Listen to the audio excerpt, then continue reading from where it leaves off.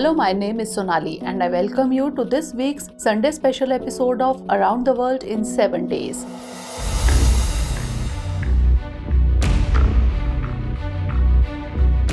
Recently, the US Secretary of State Antony Blinken went on a visit to China.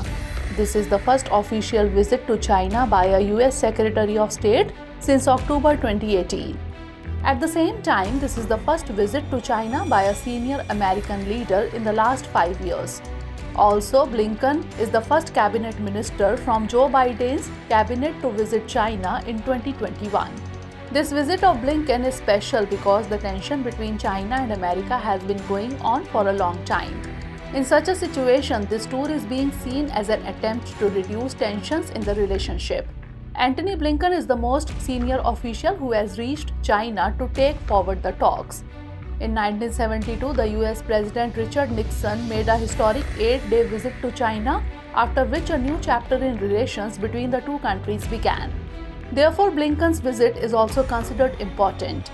In the coming days, the President of China and America can come to India for the G20 meeting. Both countries are major global powers. Also, there is geopolitical rivalry between the two. India and America are together in the Quad, while this group has been formed to reduce the dominance of China. In such a situation, it is a big question that if the relations between China and America improve, then what will be its effect on India? There is also a question whether the relations between China and America can really improve. If we talk about the relationship between America and China, then for the last few years there has been disagreement between the two superpowers on many issues. It is not too long ago that during the Ukraine crisis, when the US accused China of helping Russia through weapons, then the tension between the two countries increased. However, later America took a step back from these claims.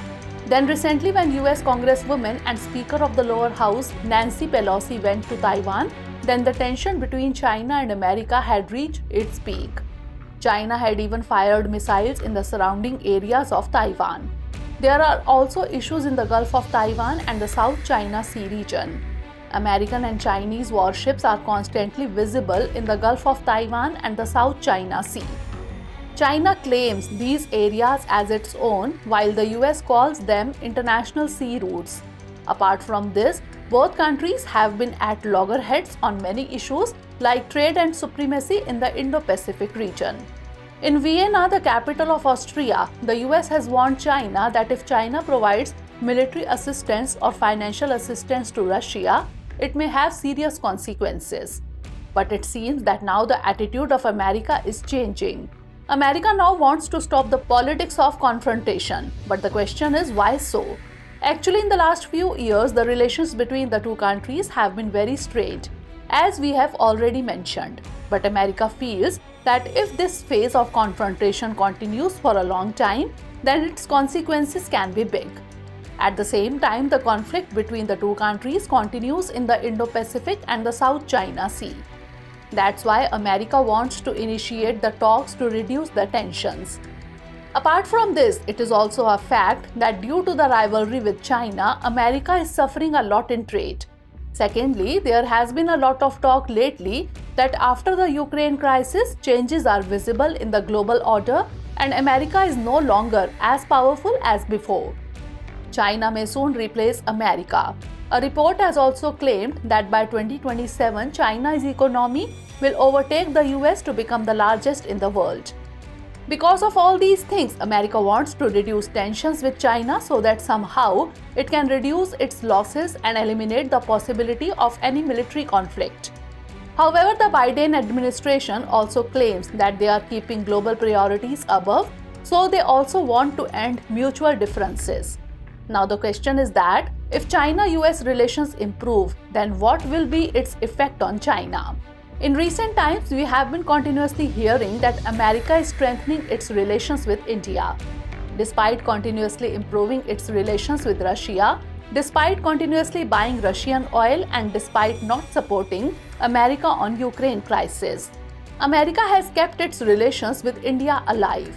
The reason for this is that America does not want to anger India in the growing geopolitical battle. When superpowers like China and Russia are in the same camp, then India is of great importance for America. It feels that India can be counterweight to China's growing influence in the Indo-Pacific region. But one question is important here, that if China and America come closer, will India no longer need America? Experts say that it is not so. In the coming months, the G20 meeting is going to be held in New Delhi and India is going to host it. Both Jinping and Joe Biden are expected to visit India. There are speculations of talks and meetings between the two. It is believed that if US relations with China improve, tensions on the Sino-Indian border may reduce. One thing must be understood in this, that despite the tensions between India and China, the bilateral trade between the two countries is continuously increasing. Last year, bilateral trade between the two was around $135 billion. Despite this, China is looking for comprehensive partnership with India. On the other hand, India's relations with Russia are already cordial and Russia is a close friend of China. In such a situation, if China's relations with America also improve, then the pressure of both America and Russia on China will be useful. Then India's relations with China will improve. This means that if America and China come closer, then India will not be harmed, rather India will remain in a position of advantage. Now it's turn for this program's Sunday special episode, in which we will talk about other important international news.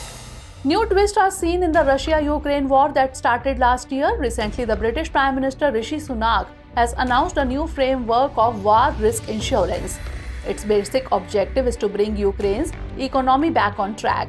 The Ukraine Recovery Summit was organized in London recently. The conference was attended by delegates from more than 60 countries.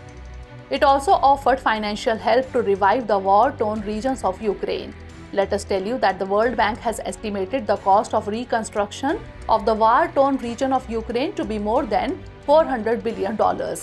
Also, this estimated figure is increasing day by day due to the aggressive attitude of Russia. The war between Russia and Ukraine started in the month of February 2022, and even after a year, there is still no reconciliation between the two countries. Recently, a climate change conference was organized in Bonn, Germany. It is organized as part of the United Nations Framework Convention on Climate Change process. It provides an opportunity for countries around the world to assess and review the implementation of climate agreements such as the Paris Agreement. Significantly, in the Bonn conference, it has been set to act urgently towards keeping the increase in global average temperature within 2 degrees Celsius. In this, all the member countries have expressed their consent to GST, that is Global Stock Take. Under Global Stock Take, the impact of climate change actions of countries will be reviewed. This will happen at an interval of 5 years. Significantly, the first GST is scheduled to take place in December 2023 under the Paris Agreement. Also, by 2030, it has been set to reduce global emissions by about 43% from the level of 2019. Recently, the UN envoy in Afghanistan has refused to recognize the Taliban government for the international community. According to the United Nations envoy Rosa Otunbayeva, Taliban wants to become a part of the United Nations. However, it goes against the core values expressed in the UN Charter. Along with this, the Taliban government has also imposed special restrictions on women in Afghanistan. Otunbayeva clarified in her statement that as long as these orders are in place in Afghanistan, it is almost impossible that the Taliban government will be recognized by members of the international community. Significantly, since taking power in the year 2021, the Taliban government has not been officially recognized by any country or international organization. So that's all for the day. See you in the next episode. But before that, let's note down a question based on today's story.